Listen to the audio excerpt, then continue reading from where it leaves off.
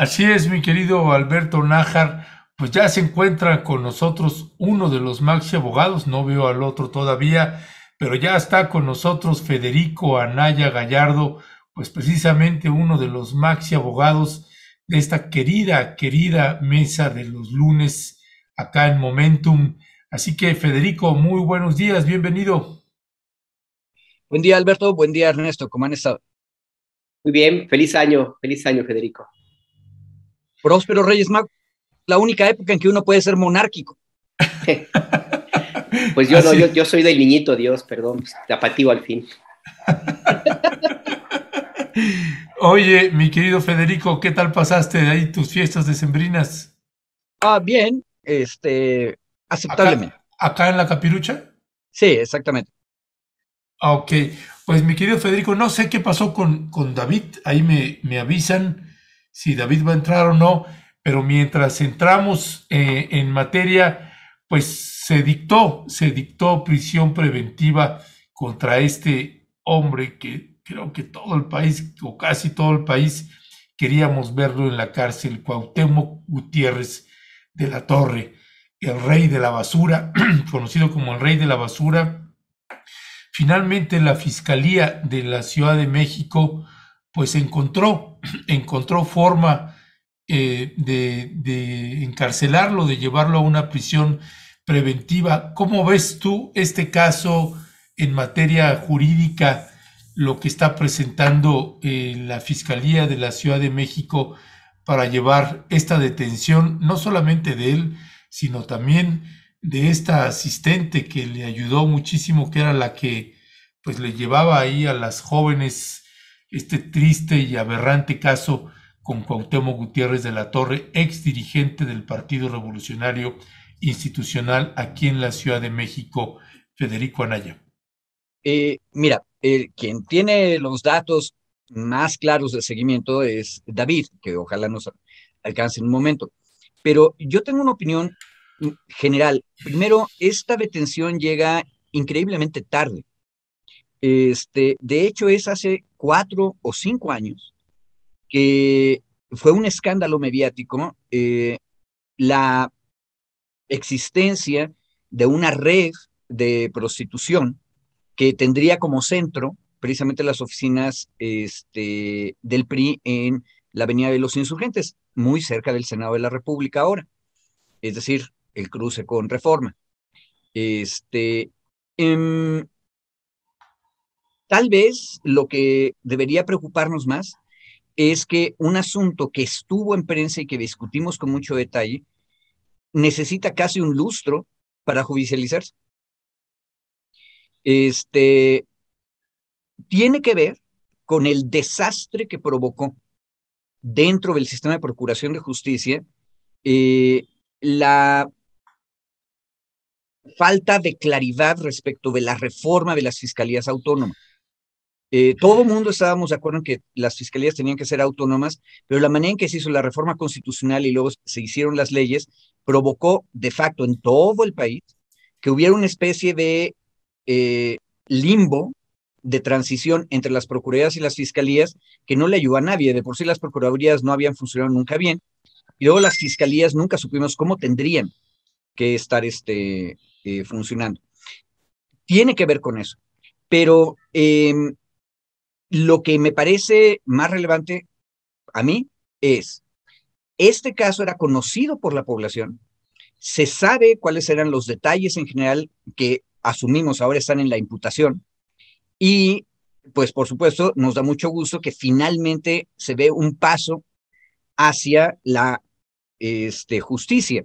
Habrá que ver todavía qué es lo que sucede porque en el sistema acusatorio las personas tienen, por supuesto, la presunción de inocencia e incluso una persona de tan mala fama pública como es Cuauhtémoc Gutiérrez debe tener esa presunción de inocencia. Y yo lo que espero es que la Fiscalía de la Ciudad de México realmente lo que judicializó sea serio. Tenemos los datos del caso. Parecería imposible que la Fiscalía no tenga datos serios para hacer las imputaciones.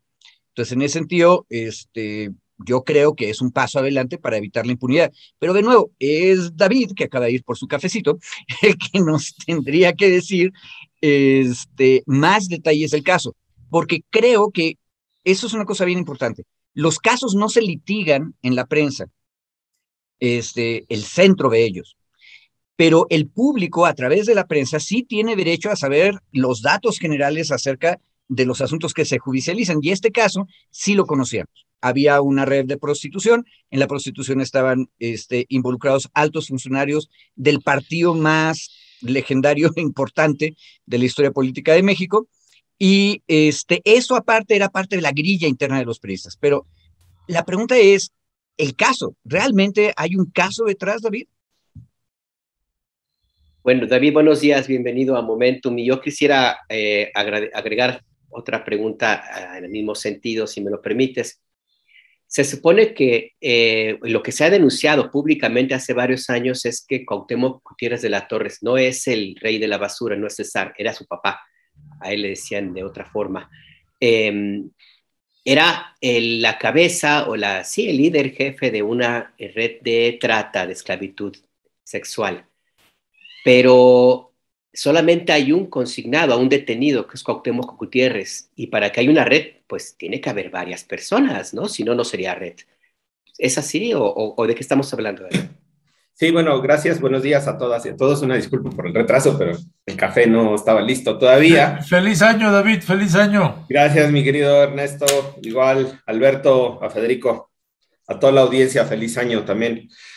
Complicado el año, empieza complicado el año. Mira, yo retomo lo que estaba diciendo justo Federico y lo que preguntas, Alberto. Hay otras 2 personas detenidas, Alberto. Hay 2 personas más detenidas. Hay 2 personas más amparadas, que digamos eso no ha impedido todavía su detención, pero siguen en el proceso.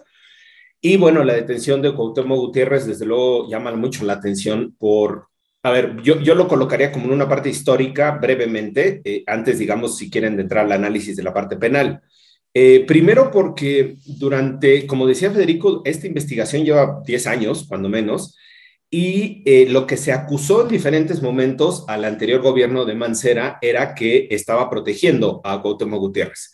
Sustancialmente porque pues tenía intereses políticos, tenía negocios, no sabemos, o tenía ahí relaciones de algún tipo. Entonces, se estuvo presionando en diferentes momentos para que esta investigación avanzara en la Fiscalía Local, pero, y ahí también es importante recordarlo, también esta investigación se tuvo en la PGR, en la entonces PGR, y la PGR no quiso entrarle tampoco a la discusión, digamos, de fondo sobre esta red de prostitución que operaba al interior del PRI capitalino. Entonces, ahí había una, digamos, complacencia por parte de las autoridades federales, entendible en ese momento, porque era la PGR, la antigua PGR, bueno, ya saben, ¿no? De la anterior PGR, ahora es la nueva fiscalía, pero bueno, sigue funcionando prácticamente igual, ¿no? Entonces, en ese momento se hicieron estos señalamientos, estas imputaciones. Ahora, el caso como tal ha sido muy complicado de documentar, que a partir de la investigación que se presenta en Aristegui Noticias hace casi 10 años, 9 años, una cosa así,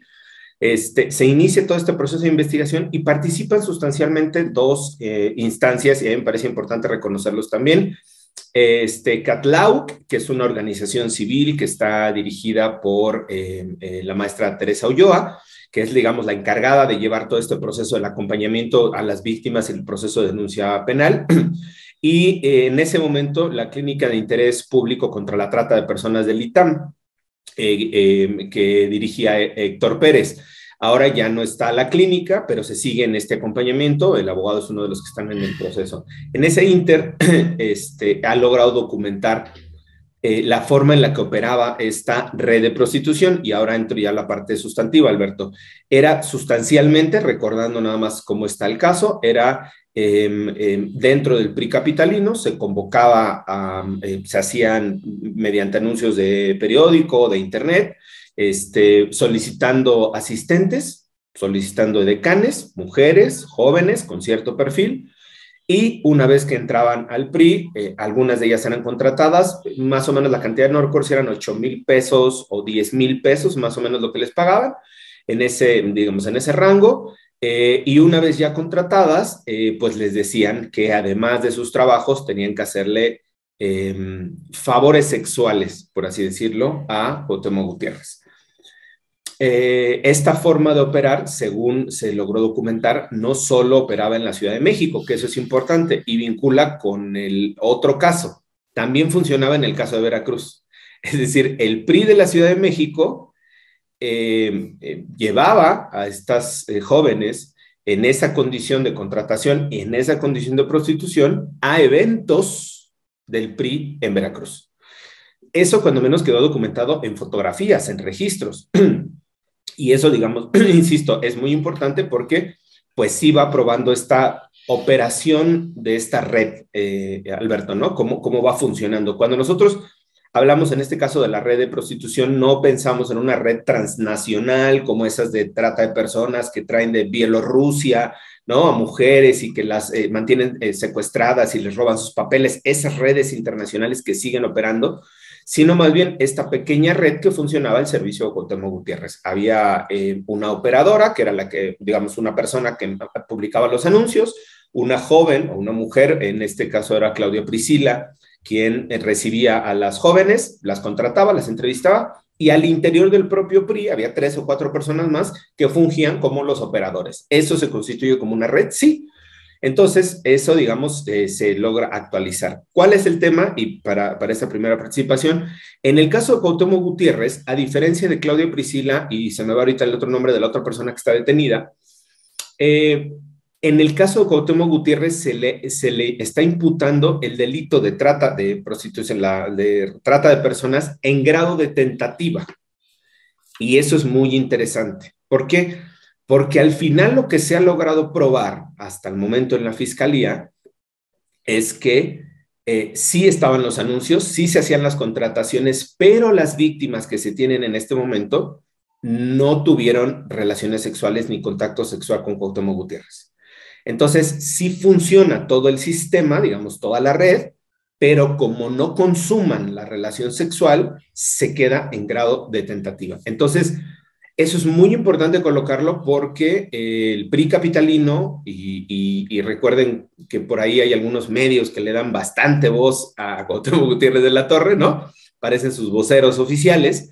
Estos medios que le van a dar seguramente muchas horas en los próximos días, ahora que ya regresen de vacaciones, que no están trabajando como nosotros responsablemente, sino que siguen de vacaciones, van a estar diciendo que esa es una debilidad de la acusación. Entonces, para que no lo tomen ellos como una debilidad, desde este momento les puedo anunciar que la acusación que se le está haciendo, la imputación que se le formuló a Cuauhtémoc, es en grado de tentativa. Y además, otra que es asociación delictuosa, que es así, porque sí se logró probar, digamos, que hay una operación de 3, 4, 5 personas para cometer estos delitos. A diferencia de las otras personas, en donde sí se les logró imputar el delito como tal en la participación de la prostitución, porque ellas eran las que le pagaban a las chavas. Entonces se probó, digamos, esta red de contratación y de pago, pero no la consumación de los favores sexuales, entrecomillados, pues, ¿no? De esta forma de explotación sexual que tenían con Cuauhtémoc Gutiérrez. Por eso a él tiene una imputación diferente. El día de hoy es la audiencia a la 1 de la tarde para estar definiendo la situación jurídica de Cuauhtémoc Gutiérrez, que muy probablemente, dado que estaba prófugo, bueno, ahora ya se le vinculó, se le puso prisión preventiva como una medida cautelar, porque pues estaba prófugo de la justicia, muy probablemente se le va a vincular a proceso el día de hoy, y bueno, pues hay que estar pendientes de la prosecución del caso en sí mismo. Ya, gracias, David. Federico Anaya, esta parte que señala ahorita David, trata de personas en grado de tentativa y asociación delictuosa. Esto es lo que hizo la Fiscalía actual, que con eso se logra una prisión preventiva. Y esta prisión preventiva, en el caso de que se mantenga con las testigos que hay actualmente, es decir, que no se haya consumado también el hecho de sexual con este Cuauhtémoc Gutiérrez de la Torre. ¿Qué pasa o qué procede? Porque veo que la Fiscalía General la Fiscalía de la Ciudad de México está invitando o convocando a las otras mujeres víctimas a que presenten su testimonio y les ofrece, pues, cuidar su identidad y su seguridad, su integridad. ¿Qué procede ahí en esta parte en el caso de que no se llegara, que se quedara en el caso solamente de trata de personas en grado de tentativa y no se llegue a probar el acto, Federico? Bueno, Renzo, nos estás pidiendo que imaginemos qué es lo que va a decidir el juez del caso. Pero creo que lo que procede en caso de que aparezcan otras personas que fueron víctimas, testigos, durante el proceso penal, el juez de la causa tiene perfectamente la posibilidad de cambiar la imputación. Y la Fiscalía sigue teniendo posibilidad de agregar elementos que fortalezcan la hipótesis que le presentó, que es trata en grado de tentativa, o si alguna de las víctimas que aparezcan ahora confirma que sí hubo una consumación, entonces pasará ya al grado de delito consumado. Y entonces aumentará seguramente la penalidad en caso de que el caso termine exitosamente para la Fiscalía. Pero ahí hay un detalle importante. La Fiscalía, de lo que nos acaba de explicar David, hizo lo que es responsable. Lo que sí tiene documentado que es el aparato, la red, lo convierte en una acusación de un delito que implica a la organización. Y ese sí es un delito que se ha consumado. Y en eso está implicado el señor Cuauhtémoc. Pero en la otra cosa donde no tienen elementos en este momento para decir se ha consumado, lo que sí puede hacer es en grado de tentativa. ¿Por qué? Porque si estás en la red de prostitución y tú eres uno de los altos, poderosos que está controlando esa red, se puede imaginar que estás procurando la trata, por lo menos en el grado de tentativa.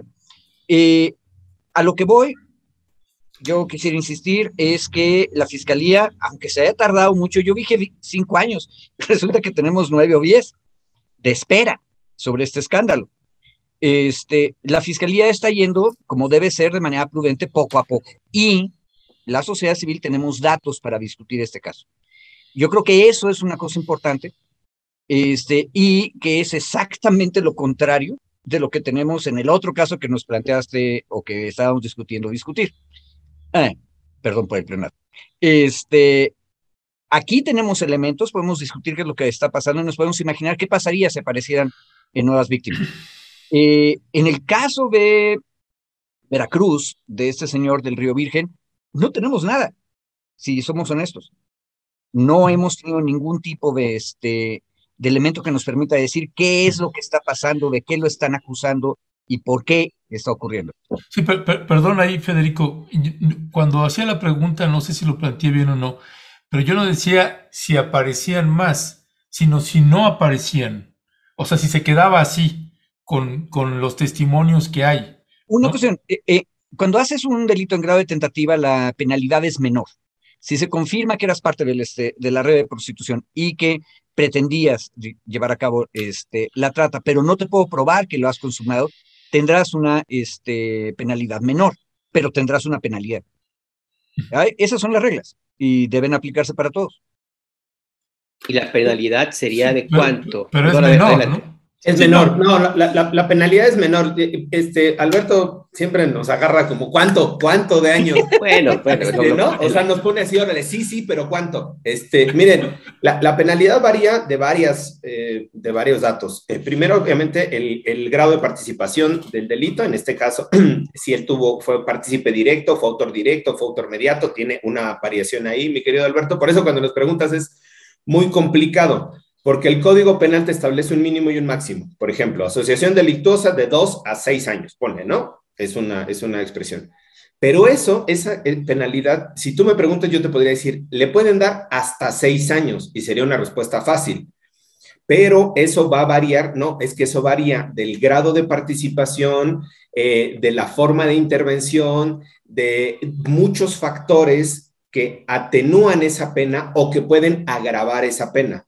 Entonces, cuando alguien te diga, y lo pongo aquí en alguna entrevista, le podrían dar hasta 10 años de cárcel, es bastante relativo, porque eso está con atenuantes y con agravantes. El mismo tipo penal, en este caso, por ejemplo, asociación delictuosa o la red de prostitución, trata de personas, tienen una penalidad mínima y máxima. Entonces, generalmente la gente te dice, se pueden dar hasta 40 años de cárcel. Es que aunque la pena máxima sea 40, si tiene agravantes, por ejemplo, si esta red de trata era contra niñas, o sea, es decir, participaban niñas o había niñas víctimas, se aumenta la penalidad. Entonces, aunque la pena máxima sean 30 o 40, podrían ser 10 años más. Entonces, no hay un rango, ya me estoy defendiendo, ya me estoy cautela. Alberto, tú tenías razón, tu pregunta está bien. Los maxi abogados no son perfectos, no tienen la verdad absoluta, ni modo. Le estoy explicando porque Alberto siempre nos dice, ¿y cuánto es de cárcel? Es que tiene que ver con la participación, el grado de intervención, atenuantes, agravantes, muchos elementos, sin meternos al criterio de oportunidad, bla, bla, todas esas cosas complicadas. Pero esto en sí mismo así es bastante complicado, bastante, digamos, complejo en la forma en la que se va a armar. Bueno, en realidad, David, perdón, me quería referir a la posibilidad de que siendo, o que la certeza de que no es un delito tan grave como pudiera, al menos en el papel, pues en el Código Penal, que pudiera, independientemente de que se presenten o no agravantes, hay una buena posibilidad de que se aplique una especie de media, que es que entiendo que en el antiguo sistema penal así funcionaba, y pudiera salir inclusive, estar en prisión fuera, pues, con libre bajo fianza, como se decía en aquel sistema de justicia penal. Hay posibilidades de que Cuauhtémoc Gutiérrez, con estas circunstancias ahorita, con las imputaciones que están en el expediente, en el pliego de consignación, quede eventualmente sujeto a una libertad, que enfrente su juicio en libertad, en fin, o que ya la sentencia sea, bueno, sí, tantos años, pero como alcanzas un mínimo requisito, lo puedes ya dar por cumplido, etcétera. En ese momento no va a salir. O sea, digo, hoy es la vinculación a proceso. Si se le vincula a proceso, que es lo esperado, se mantendrá en prisión. Se mantendrá en prisión preventiva por la modalidad del delito, el tipo de delito, y sobre todo, y ahí lo vinculo con una parte que la Fiscalía lo hizo públicamente, como dice Ernesto, en esta invitación que hace a otras víctimas, porque había un temor fundado de las víctimas de denunciar. Como Cuauhtémoc se seguía operando o seguía funcionando bajo esta red de protección, complicidad, permisividad del anterior gobierno local, pues había un temor de las víctimas de ir a denunciar. Tuvimos nosotros la oportunidad, junto con Tere y con Héctor, de entrevistar a un par de víctimas más, que sí habían estado en esta red, que sí habían consumado, digamos, esta forma de explotación sexual y que nos dijeron que no iban a denunciar, literalmente. Nos dijeron, tenemos mucho miedo, este sujeto es un personaje poderoso, tiene protección de las autoridades, y no vamos a denunciar. Por eso tiene un mensaje velado, el mensaje de la fiscal Ernestina Godoy. Un mensaje velado, digamos, es un mensaje dirigido a estas otras víctimas, 3, 4, 5, no sabemos cuántos puedan ser, que habían tenido miedo de denunciar precisamente porque decían, aunque denunciemos, no le van a hacer nada, no le va a pasar nada. Entonces, una vez que lo detienen, el mensaje que acompaña a la fiscal es este mensaje, y le hago yo la interpretación, porque pues tuvimos conocimiento de estas otras víctimas, este mensaje que les manda a esas otras víctimas a decirles, ya lo detuvimos, no es intocable, no hay protección por parte de esta autoridad, de este gobierno, vengan a denunciar. Y eso permitiría, Ernesto, ligándolo con tu pregunta anterior, que se puedan formular nuevas imputaciones contra Cuauhtémoc Gutiérrez. Como bien dice Federico, si en el proceso aparecen nuevos datos, nuevos elementos, se puede reformular el que ya tiene.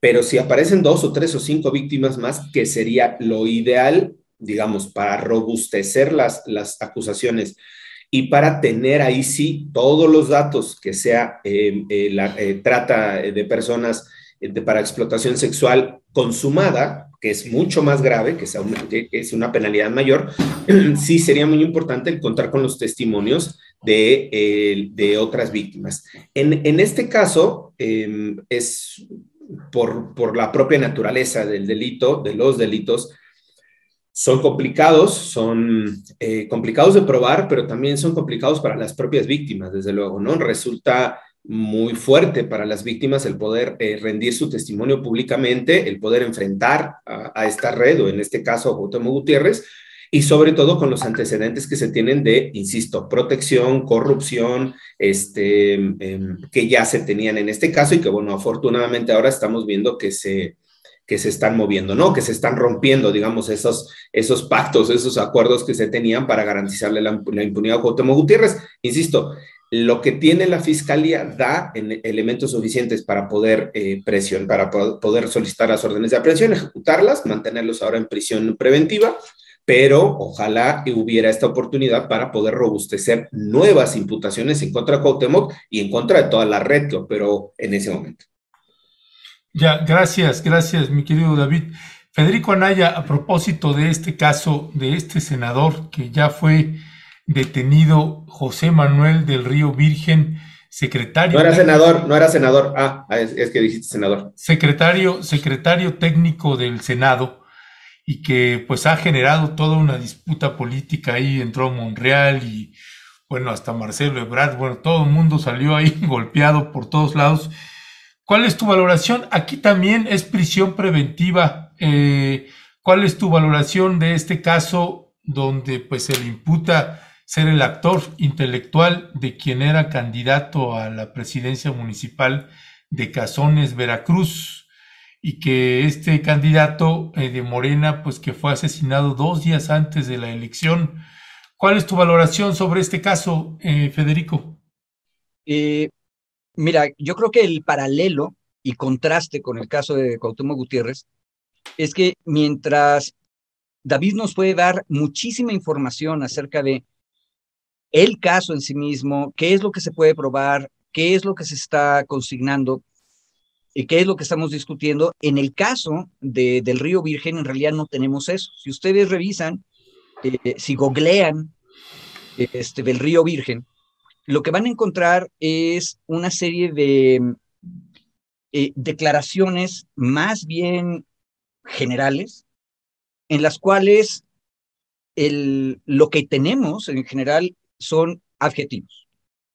Se nos dice que esta persona que acaba de ser detenida, si mal no me acuerdo, fue el 22 de diciembre, es una persona intachable, impoluta, veracruzano ejemplar, excepcional, un mexicano de excepción. Lo cual en una de esas es cierto, ¿sí?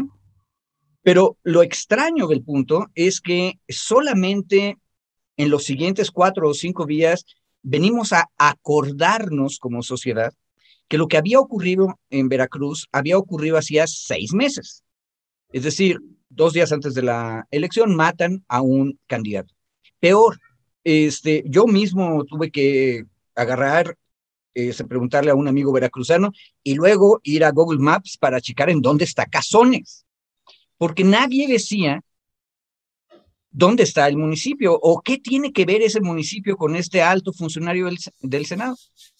Y si uno hace la investigación mínima, lo que descubre uno es que no tenemos, contrario al caso de Cuauhtémoc Gutiérrez, datos acerca de qué es lo que está ocurriendo y por qué es que está la persona implicada. Lo único que tenemos es una defensa a ultranza, con los adjetivos que he dicho, de la inocencia de la persona, lo cual está muy bien. Todas las personas tienen derecho a que quienes les apoyan les defiendan en público. Lo que a mí me preocupa es que la mejor defensa es demostrar la ridiculez de la acusación. Hace muchos años, muchos años,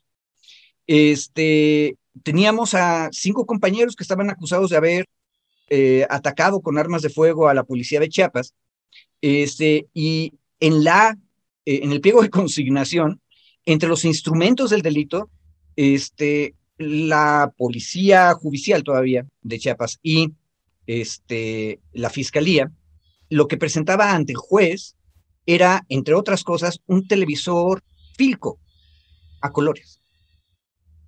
Ojo, en una población que está en medio de la selva chiapaneca, donde no había necesariamente una conexión, mucho menos en las ceibas. Lo único que tuvimos que hacer para demostrar la ridiculez de la acusación era que los supuestos emboscadores de la galante policía estaban esperando a sus víctimas junto a una ceiba, y para no aburrirse habían conectado a la ceiba el televisor fijo a colores. Es ridículo. O sea, los hechos de la acusación demuestran el ridículo de la misma. Esa es la primera línea de defensa, la más obvia, la más lógica.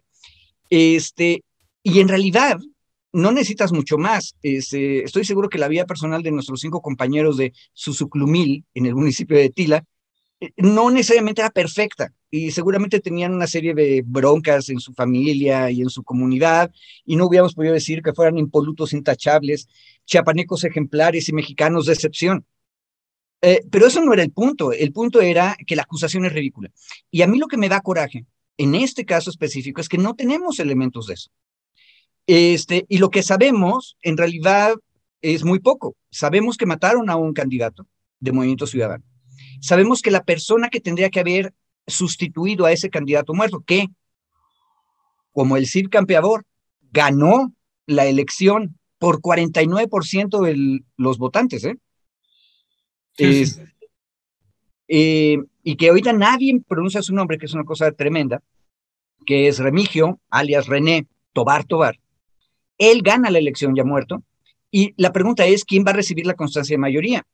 Y ahí es donde aparece la conexión con el escándalo que estamos viviendo hoy, en diciembre.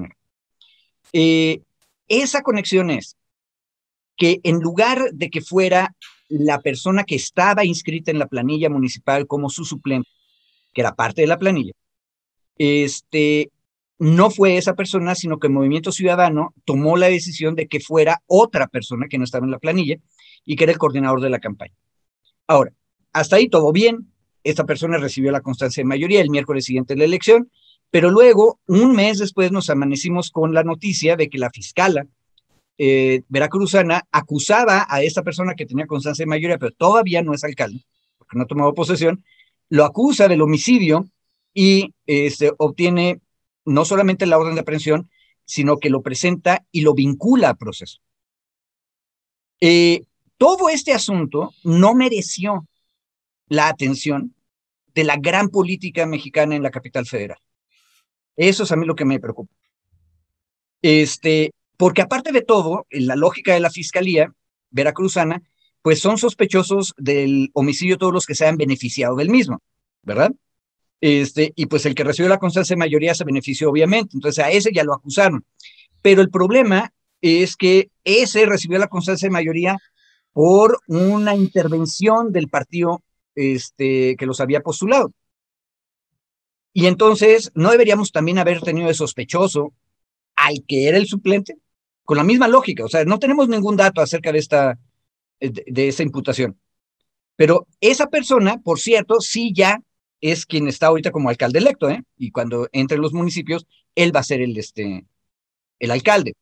Pero correctamente, en el único elemento interesante de las declaraciones de Dante Delgado en medio del escándalo reciente, Dante dice, pues esta otra persona que fue la que finalmente recibió la constancia de mayoría también debería estar siendo investigada. Eso es un buen punto. ¿Estamos de acuerdo? Pero el problema central, en mi opinión, y en Julio Astillero, en la Jornada de San Luis, escribí sobre eso hace una semana, es que yo lo que estoy viendo aquí es a una élite, la gran élite nacional política, que está usando las palabras intachable, impoluto, ejemplar, excepcional y decepción, para pedir que uno de sus miembros ni siquiera sea tocado con el pétalo de la duda, ¿sí? Y digo, si hicieran eso y aparte me dijeran, es ridícula la acusación por esto y esto, eso tendría sentido, pero no dicen nada. Y entonces a mí me suena que se parece mucho a un caso que ocurrió en San Luis Potosí hace casi 20 años, en el año 95, 96, y en el cual básicamente la élite lo que logró es que no se juzgue, que no se investigue y que no se hagan bien las cosas en procuración e impartición de justicia. Y eso está mal. Eso está intrínsecamente mal. Yo si me permiten, antes de la siguiente, para sumar un poco a lo que dice Federico.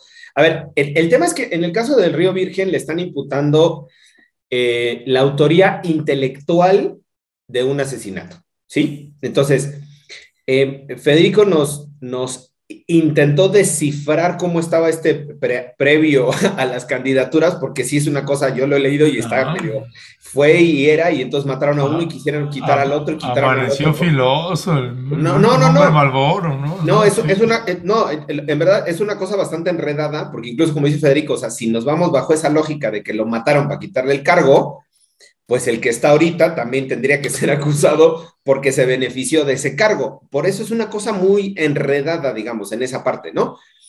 Pero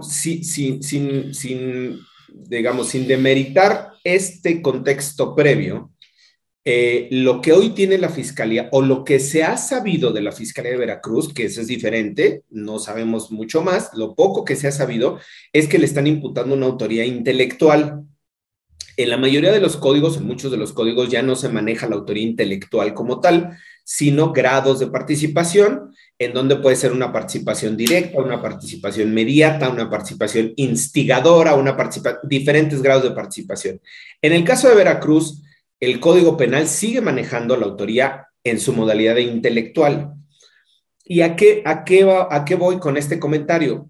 El probar la autoría intelectual es literalmente probar que tú pensaste, planeaste, diseñaste el asesinato. Si alguien más lo cometió, la vinculación con esa otra persona, es decir, con el autor material, no necesariamente tiene que estar probada. Y eso es por eso ya no se utiliza en muchos de los sistemas esa forma.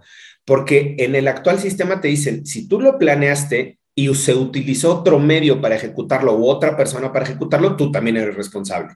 Y en este caso de la autoría intelectual, tendrían que probar que en la mente de Del Río Virgen, él diseñó, planeó, orquestó el asesinato. Además que hay una vinculación entre él y el autor material, y que el autor material ejecutó la orden o el plan como se lo había dado Del Río Virgen. ¿A qué voy? Que esto es prácticamente imposible.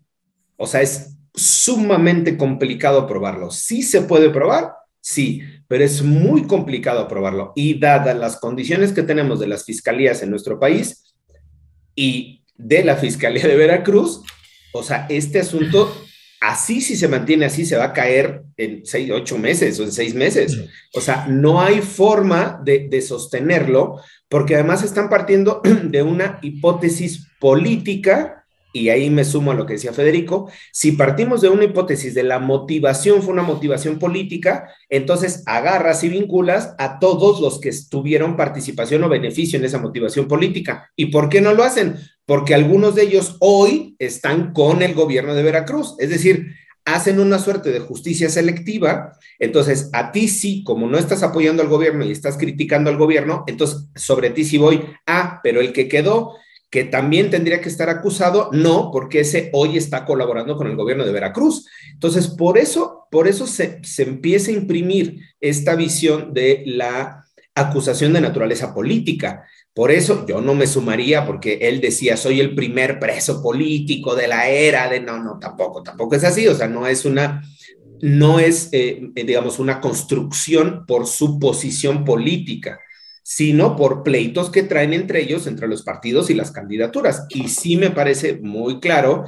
que la forma en la que está actuando la Fiscalía, con lo que conocemos, no es ni del todo sustentable, digamos, sostenible, que no es una acusación de naturaleza, una imputación en este momento de naturaleza netamente penal, sino que sí hay motivaciones de venganzas, motivaciones de revanchas, de naturaleza política. Ahí es donde creo que se imprime o se inyecta un factor adicional, o un factor que sí me parece muy importante llamar la atención. Decía Federico, la clase política nacional no está involucrada, justo pues porque eran además pleitos a nivel local entre MC, Veracruz, con Dante y con Cuitláhuac, y esto pues escala a un nivel mucho mayor. La otra es que sí, Del Río Virgen era uno de los operadores, pues yo diría el principal operador en el Senado del senador Monreal, o sea, tampoco es un actor de menor calado, digamos, o de menor importancia en la estructura política de Monreal, sí es un golpe muy fuerte a la estructura política de Monreal. Y bueno,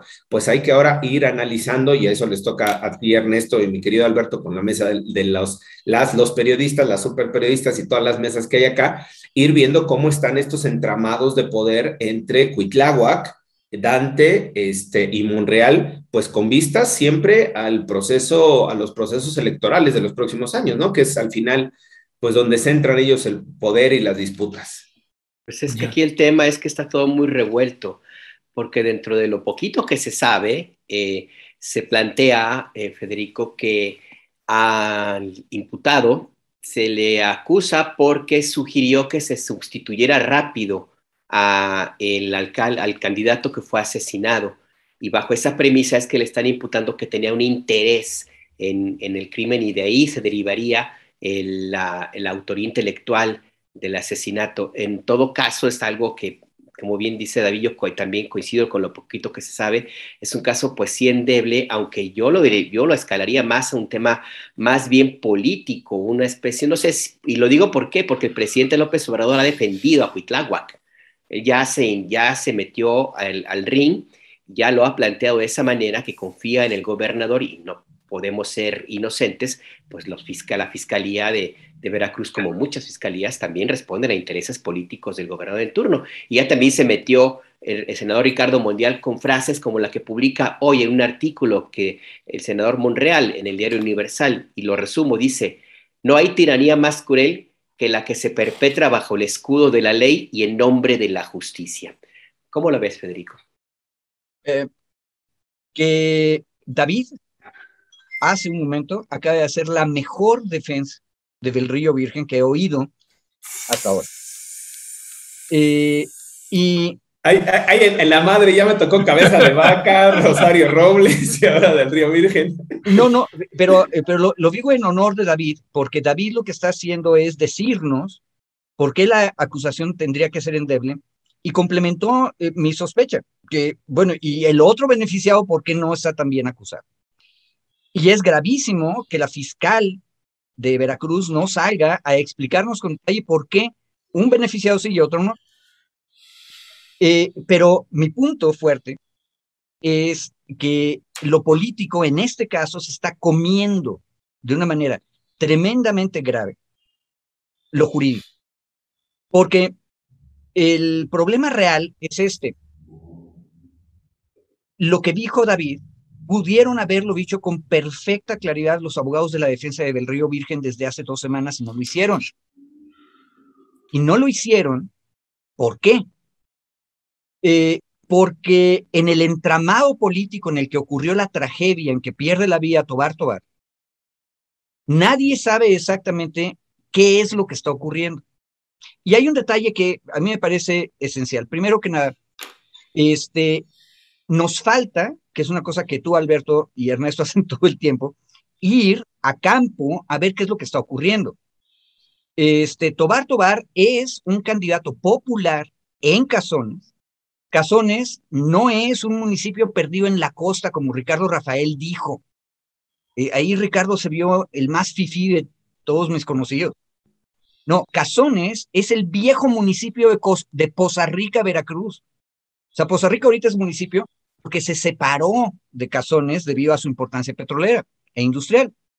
Y Del Río Virgen es un operador de ese nacionalismo revolucionario con raíces locales fuertes, que era el PRI de Gutiérrez Barrios, con el cual Gutiérrez Barrios ganó la elección de 88 para la gobernatura. Y en ese contexto, sí, Veracruz sí lo ganó el PRI. Por más que le doliera a Carlos Salinas que un dinosaurio como ese hubiera ganado la elección. Y ese dinosaurio iba a gobernar 6 años Veracruz, pero como le tuvieron que ayudar al otro para el gran fraude nacional, entonces se quedó con gobernación. ¿Y quién gobernó en lugar de Gutiérrez Barrios? Dante Delgado. ¿Y quién era uno de los fieles escuderos de Dante Delgado? El compañero Del Río Virgen. Y eso hay que decirlo completo, porque Convergencia y luego Movimiento Ciudadano acompañaron a la izquierda durante 3 elecciones presidenciales, ¿sí? Y eso a mí me explica el 49% de la votación a favor de Tobar Tobar. Pero también me explica otra cosa que ahorita dijo David muy de paso. Detrás del enredo que lleva al homicidio y luego a todo esto que estamos viviendo, hay el temor de Movimiento Ciudadano de que sus propios candidatos en algún momento empiecen a orbitar más hacia la izquierda, como a mí me parecería lo natural, o sea, candidatos populares que vienen de abajo orbitan de manera natural hacia la izquierda. Y el problema es que Dante Delgado ahorita está orbitando hacia la derecha. ¿Y qué es lo que ocurrió? Después de la elección, muchos de los alcaldes no morenistas, pero populares en Veracruz, lo que han estado haciendo es empezando a moverse para apoyar al gobernador. ¿Por qué? Porque ideológica, socialmente están más cercanos a él. Eso acá en la capital federal luego no lo entendemos. Izquierdas y derechas van cambiando mucho dependiendo de lo que está pasando en campo. Ahora, esto que acabo de decir, que merecería tener un peritaje antropológico y politológico de base, no sé si lo tenga, yo sospecho que no lo tiene, la fiscala de Veracruz. Y eso podría darnos luz acerca de qué fue lo que ocurrió realmente. Ahora, mi punto es, la élite acá en la capital federal no quiere discutir nada de esto. Por eso no han invitado a David para que haga la defensa magnífica que hizo ahorita del Río Virgen. Porque a ellos no les interesa eso, porque lo que les interesa es simplemente la grilla. Y eso está mal, porque Tobar ganó la elección y la ganó a la buena con los votos de la gente. Ya, bueno, yo les pongo algunos otros elementos que sé del caso y hago una pregunta a mi querido David Peña. Bueno, y lo sé porque, pues, Cazones, pues, casi crecí ahí en ese lugar. Soy de Poza Rica, Veracruz, y Cazones, pues, es un lugar muy, muy frecuentado por nosotros por distintas razones. A ver, este caso del asesinato de Remigio Tobar, el candidato a la presidencia municipal por Morena, es asesinado 2 días antes y en teoría tendría que haberlo tomado el suplente, ahora conocido como Omar N., como le dicen.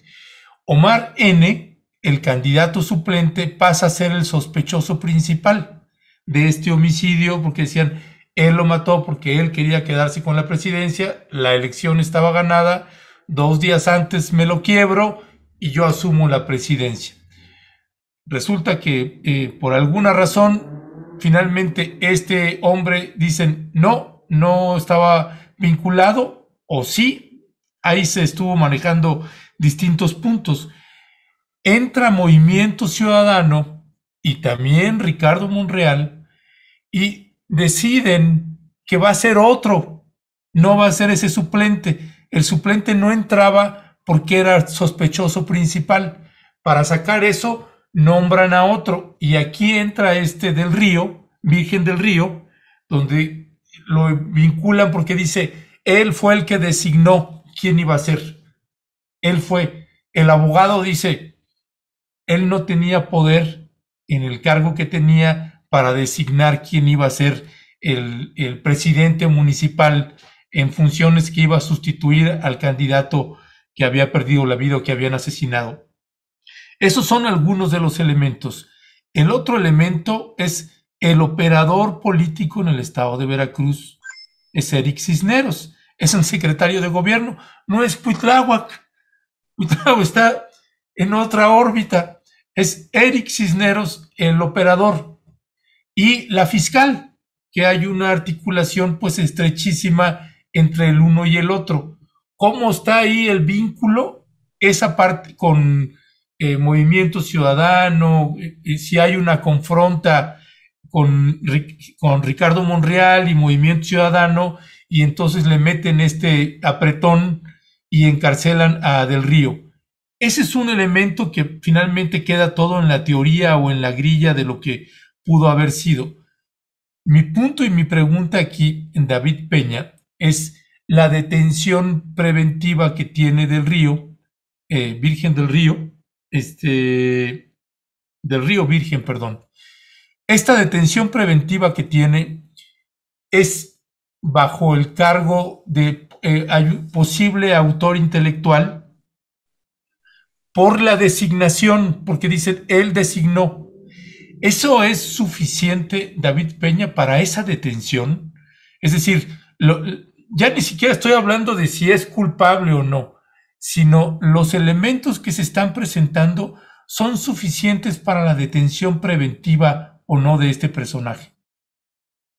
Yo, antes de contestar a tu pregunta, sumo otro ingrediente de análisis político que no lo hemos colocado y que salió en varios análisis. En este proceso, o sea, ¿qué fue uno de los detonantes para ir contra Del Río Virgen? Es porque estaba en el proceso de la revisión de la elección a la alcaldía de Veracruz de la esposa de Yunes. Entonces, este otro elemento político es muy importante porque el tribunal local declara nula la elección, es decir, le quita la elección a la esposa de Yunes, pero la sala regional se la vuelve a dar. Y en los corredillos políticos se dice que quien intervino en la sala regional para presionar fue Monreal, porque mantienen esta, canal de comunicación entre los Yunes y MC en Veracruz. Hay un canal de comunicación y de inversión entre los Yunes y MC. Entonces, era una candidatura, era un puesto importante, sí, políticamente importante, sí mantenía a los Yunes en juego, sí, y entonces el tribunal local, que, digamos, responde un poco más a los intereses del gobernador, le tumban a Yunes, pero en la regional, Monreal interviene para que presione a los magistrados, un magistrado para que cambien esa decisión, y ahora está esa elección en la sala superior. Se sigue todavía discutiendo esa elección porque no ha sido resuelta de fondo.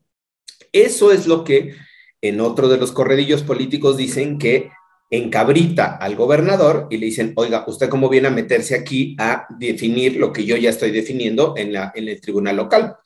Y eso es lo que le dice, sí, pues vamos a ver literalmente quién tiene más poder, quién tiene más fuerza, si usted o yo. Utilizaría otra expresión mucho más vulgar, pero por respeto a la audiencia no la utilizo, ¿no? Gracias, David. Gracias. ¿no? A ver si usted o yo, quién tiene más fuerza, ¿no? Más poder. Entonces, ese es otro elemento político, digamos, en este juego de vencidas, en este juego de fuercitas que se siguen. Ahora, retomando ya tu pregunta, el delito por el que se le está imputando es homicidio al final, es un asesinato. El grado de participación, y era lo que yo me refería hace rato, que no me dejaron explicar en mi imputación, en mi grado de penalidad, ¿sí? ¿No? Cuando Alberto nos hace esas preguntas a rajatabla, ¿cuántos años, no? El grado de participación se determinará en el proceso, en el juicio, y eventualmente en una sentencia. Ahí puede variar o puede irse 10, 15, 20, 30 años. En función del tipo penal. La mayoría de los tipos penales de homicidio simple te dan de 20 a 40 años de prisión. Entonces, ese es el margen, se le llama margen de punibilidad, es decir, entre 20 y 40 años de prisión. Ese sería la posibilidad de lo que se le pudiera imputar. Como el delito está en ese margen y como el delito es clasificado o calificado como grave de acuerdo al artículo 19 de la Constitución, por eso opera la prisión preventiva oficiosa. En este caso, es que el juez, por el mero delito, le ordena o le manda que se quede en prisión preventiva por el mero delito. Ya la participación, la responsabilidad es otro tema. Ahorita se queda y creo que el juez dictó 1 año de prisión preventiva a efecto de que se pueda desahogar en ese proceso, pues todo el proceso penal. Ya se presentaron los amparos. Yo, sin conocer la carpeta de investigación y sin apostar, porque luego me regañan por ahí, ¿no? Me tachan de iluso. Yo sí podría decir que el Poder Judicial Federal le va a otorgar el amparo si es la imputación, así con lo que se ha sabido, es súper endeble, súper débil, y muy probablemente yo decía, en un par de meses vamos a estar viendo que el Poder Judicial le está otorgando el amparo a Del Río Virgen, sobre todo pensando en que esta acusación que está haciendo la Fiscalía de Veracruz está motivada más por todo este entramado político que realmente, y que no está sustentada realmente en datos o en pruebas que puedan acreditar esta participación. Pues sí, legalmente hay posibilidades de que el imputado salga libre, por lo que han platicado aquí. Y a mí me llama la atención, ya para cerrar esta mesa que yo de mi parte agradezco, me llama la atención que la oposición no se haya subido al ring, lo cual a mí me dice que sí hay una distancia entre el Movimiento Ciudadano o Dante Delgado y los demás opositores, porque son capaces de agarrar hasta lo que sea, hasta la estatua que tiraron de el presidente López Obrador en Atlacomulco, iba a decir Atlacomulco, la tomaron como bandera. Y este caso, que también podría haberse convertido en un tema político a nivel nacional, pues lo han dejado. A mí me dice que Dante Delgado no está muy bien visto en las filas opositoras, y es, si quieren, para agregar este último comentario también a este sazón político legislativo judicial que tenemos esta mañana. Pues si quieren, para cerrar, mi querido Federico Anaya, abordamos pues 2 temas, así que ¿con qué te gustaría cerrar? Un detalle, en Julio Astillero y La Jornada, en San Luis, he estado discutiendo precisamente cómo las sociedades le aseguran la impunidad a ciertas gentes. Y a mí lo que sí me espantó, y lo digo, es la tercera vez que lo repito ahorita, es teniendo tan buenos argumentos para demostrar que la vinculación de la persona del Río Virgen a los hechos delictuosos es muy difícil de probar. Ojo, piensen cómo en el caso de Cuauhtémoc Gutiérrez estábamos viendo que la fiscalía prefiere acusarlo solo por grado de tentativa porque no va a poder probar otra cosa, o sea, es una fiscalía prudente.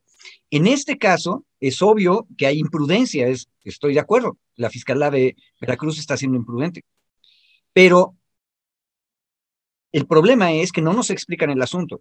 Yo esperaría que los defensores de Del Río Virgen hubieran hecho el argumento que hizo David ahorita. Y lo cierto, real, verdadero, es que Dante Delgado solamente mencionó que pues también el otro beneficiado tendría de la muerte de Tobar Tobar tendría que estar investigado. Pero lo dijo nomás de paso y casi en banquetera, después de haber aventado todos estos adjetivos en defensa de. Y a mí lo que me recuerda a eso es la defensa de las élites, en el sentido de que, y uso la palabra que usó Ricardo Rafael, destacadísimo político del Senado. A ver, perdón, ser una persona destacadísima en la alta política no significa que sea automáticamente inocente o automáticamente culpable, ¿sí? El hecho de que la élite no esté haciendo argumentaciones jurídicas a mí me da una pésima espina. Me está diciendo que lo que están buscando es solamente la impunidad. Y tomo lo que dijo Alberto ahorita. Eso también es una buena razón para que el resto de la oposición no agarre el asunto, ¿eh? Porque en una de esas, el resto de la oposición, ojo, tampoco comen lumbre. ¿Qué pasa si al final de la historia, aunque sea difícil de probar, ojo, todos podemos imaginarnos a Cuauhtémoc Gutiérrez consumando todos los delitos, ¿verdad? No los podemos imaginar, pero podremos acusarlo solo donde tengamos las pruebas duras, ¿sí? Y donde se demuestren esas pruebas. En el caso de Del Río Virgen, el problema es que nos podemos imaginar todo también. Y lo que nos está pidiendo la élite es ni siquiera lo acusas. Eso es con lo que yo me quedo de ese caso. Es la búsqueda de la impunidad de las élites. Y por cierto, yo me vine a enterar, Del Río Virgen, secretario técnico de la Jucopo, es de Movimiento Ciudadano. Ese cargo lo decide el presidente de la Jucopo, que es el líder de la mayoría, que es Morena. En el nombre de la humanidad, tal vez sería bueno que esas cosas estuvieran en público, ¿no? Ahí se llama Ricardo Monreal, el factor clave. Y Monreal no necesariamente es Morena, ¿eh? Aguas con eso. Yo justo creo que me sumaría a esta pregunta que haces, Alberto, y te la regreso, tú que eres analítico, político.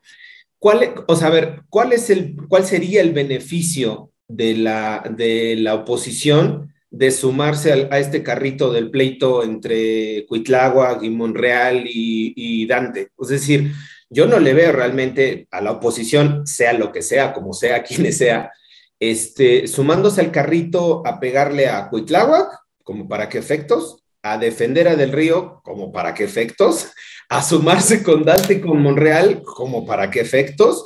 Y yo pongo un ejemplo, una analogía de Cuauhtémoc Blanco, el que todavía es gobernador de Morelos, lleva 12 días de vacaciones en Brasil, subiendo sus fotos, con exfutbolistas. ¿A alguien le interesa criticar a Cuauhtémoc Blanco? O sea, a la oposición, ¿le beneficia en algo a la oposición desgastarse políticamente, públicamente, cuestionar a Cuauhtémoc Blanco? Y yo haría esta misma pregunta. ¿A la oposición le interesa desgastarse o invertirle tiempo, sus boots, sus redes, en descalificar a Cuitláhuac, cuando creo que per se, en sí mismo el personaje, pues está autodescalificado? Y yo me sumaría a esta pregunta, es ¿por qué no lo asume la oposición? Pues porque me parece que no tiene ningún beneficio.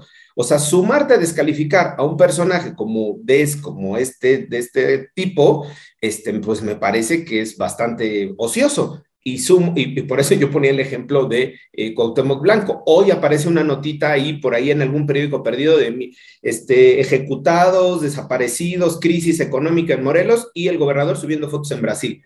Pero es una cosa que pasa de forma irrelevante, tanto para la población como para la propia oposición. Digo, creo que el desgastarnos o el desgastarse en estar haciendo críticas a este tipo de personajes, pues resulta ocioso. Creo que así lo vería la propia oposición. Por eso nadie se ha sumado al carrito, uno. Y dos, porque sumarte al carrito de esta discusión es agarrar posición con alguna de las dos partes, y desde mi particular punto de vista, pues es quemarte con las dos. O sea, es quemarte con cualquiera de las dos. Si te inclinas a que el gobierno de Veracruz lo está haciendo bien, es quemarte, porque lo sabemos cómo lo está haciendo. Y si te inclinas al otro lado de que es un factor político, pues también es que quemarte con los amistades como Dante y como el propio Monreal, ¿no? Ese sería mi comentario final. Es que la oposición agarra todas, yo por eso lo decía, y además también pensando un poco más a mediano plazo, porque no están pensando en Monreal, yo creo que pensarían en Marcelo Ebrard, porque es la dupla Monreal-Marcelo Ebrard, y yo creo que por ahí podría surgir algún interés, justamente porque la única de las poquitas posibilidades hasta ahorita de la oposición de tener algún éxito electoral radica en la ruptura de Morena. Por eso era mi pregunta. Pero bueno, tiene razón, pues sí, ahorita tal vez puede ser que no sea beneficioso, o seguramente es que están de vacaciones también la oposición. Ellos sí tienen esas posibilidades. A ellos sí les dan vacaciones, por cierto. Gracias por sumarte al agradable comentario, mi querido Alberto. Mis queridísimos abogados, les mandamos un fuerte abrazo, feliz año y nos vemos la siguiente semana. Gracias. Alberto, Gracias. Ernesto, Abrazo, saludos. David, cuídense. Ernesto, bye. Gracias, chao. Hasta luego.